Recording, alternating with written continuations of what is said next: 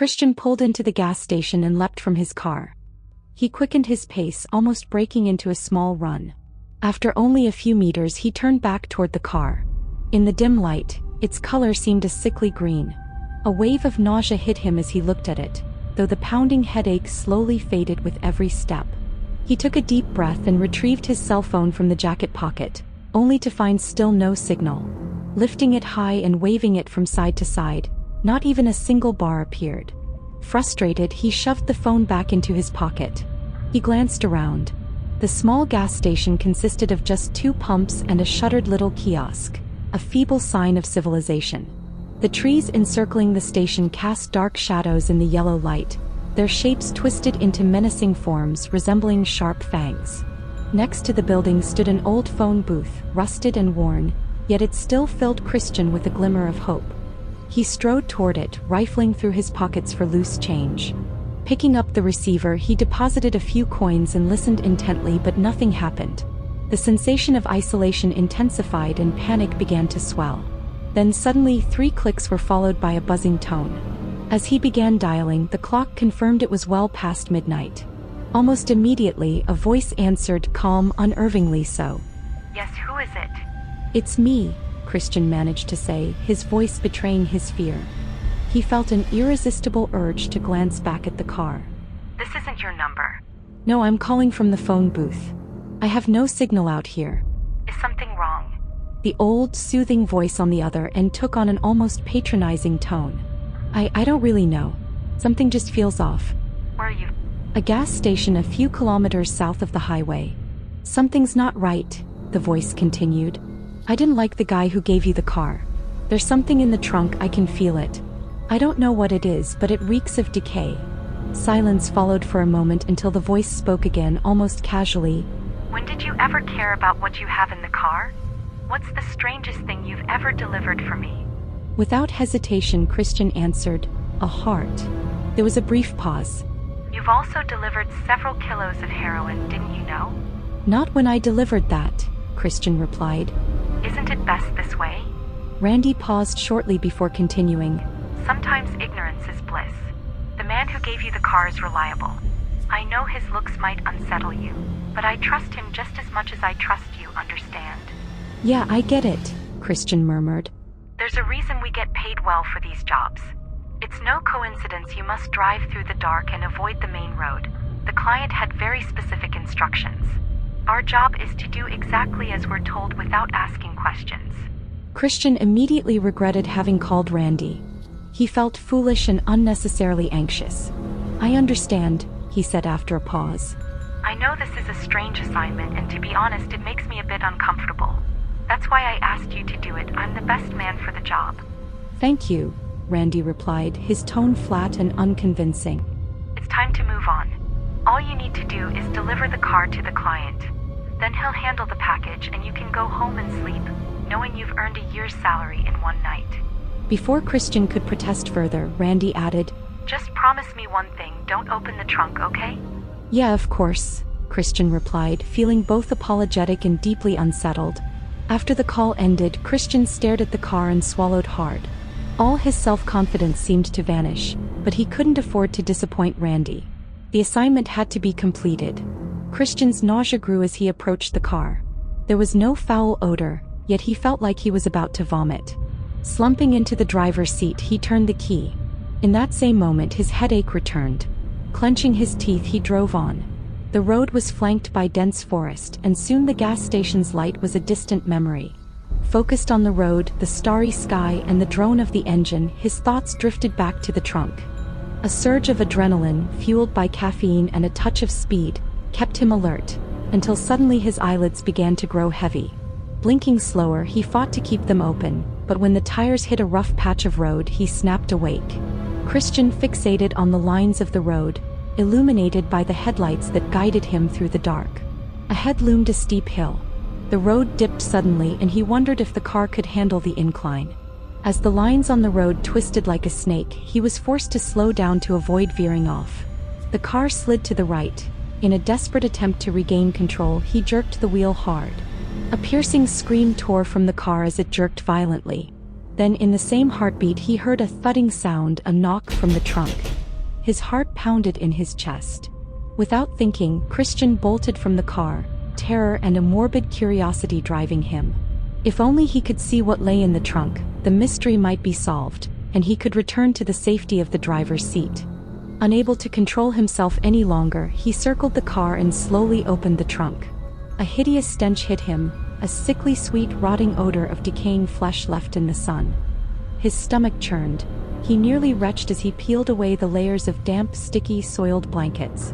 With every layer he removed, the stench grew more overpowering. There, wrapped in tattered cloth, lay a corpse. Its arm had been crudely amputated and a fresh bullet wound marred its chest, oozing with black, decaying, jagged marks.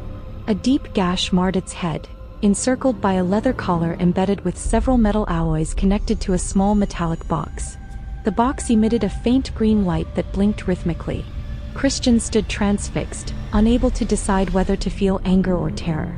Overwhelmed by a torrent of conflicting emotions, he remained expressionless. His headache returned with a vengeance, pulling him out of his stupor. He wiped his hands, draped the blankets back over the body as if nothing had been disturbed, and returned to the driver's seat, forcing his eyes on the road. For a fleeting moment, his mind cleared as fatigue tugged at him. The task was simple: deliver the car and then dispose of the package. Once that was done, he could finally rest, rich beyond belief for a single night's work. He drove as fast as the car and road permitted, though he felt increasingly uneasy on those dark forested roads. Exhaustion crept up and soon his eyelids drooped. The hypnotic lines of the road blurred into one endless ribbon. The radio had long since died, leaving only the engine's drone and the unsettling knocks from the trunk echoing in his ears. Then something strange happened. The forest vanished, replaced by a 3-lane highway where not a single car could be seen. No signs, no landmarks, just an endless, alien stretch of pavement. The dashboard clock indicated that only minutes had passed, yet Christian knew he must have driven miles away from where he started.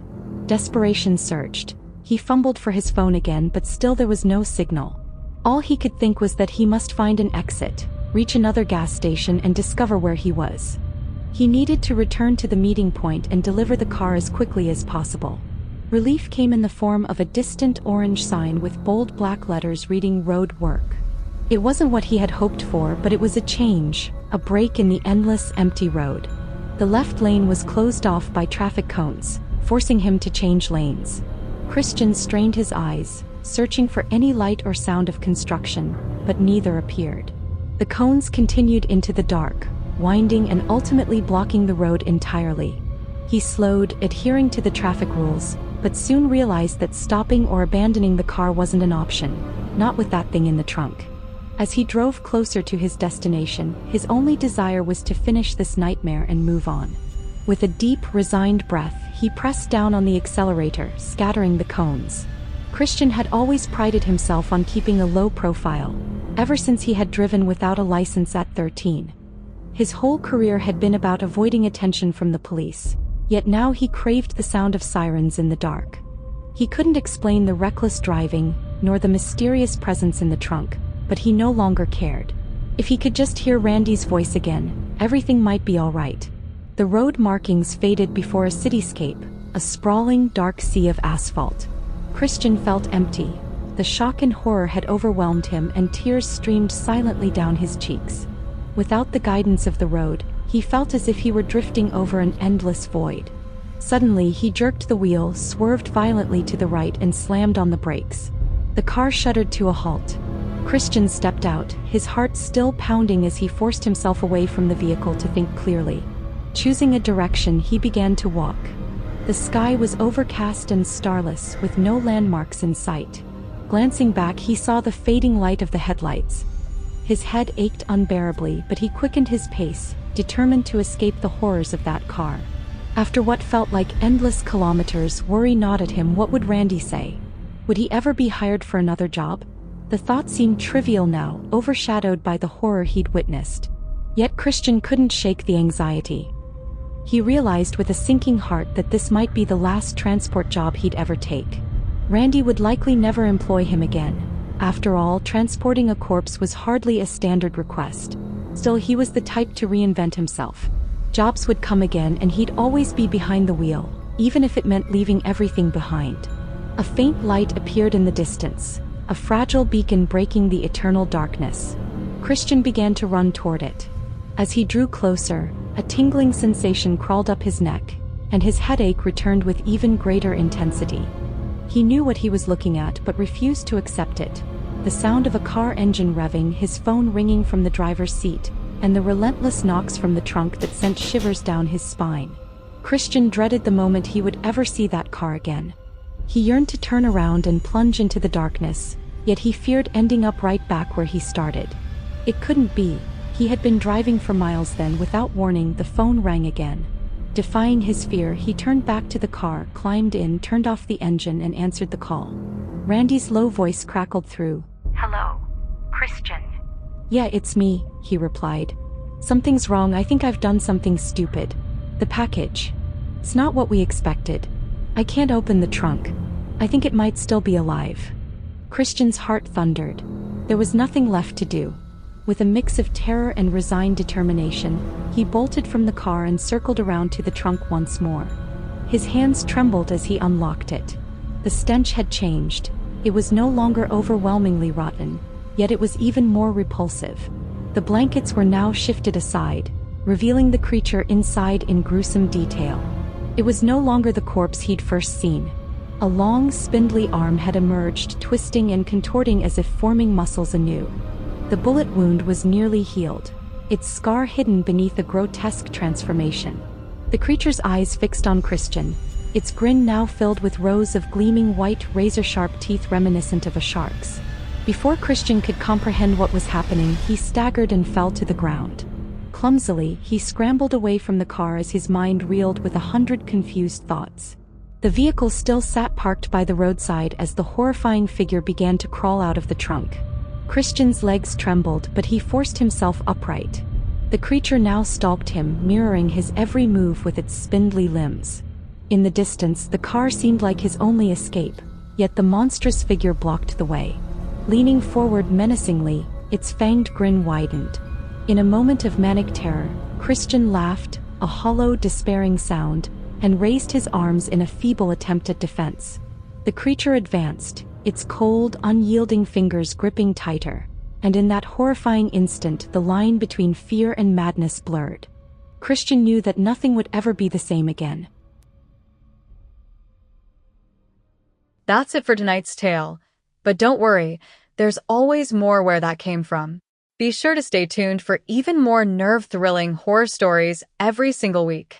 If you haven't already, hit that subscribe button and join us here at the Hollow Horror. You won't want to miss what's coming next. Until then, stay safe. Or stay scared. See you next time.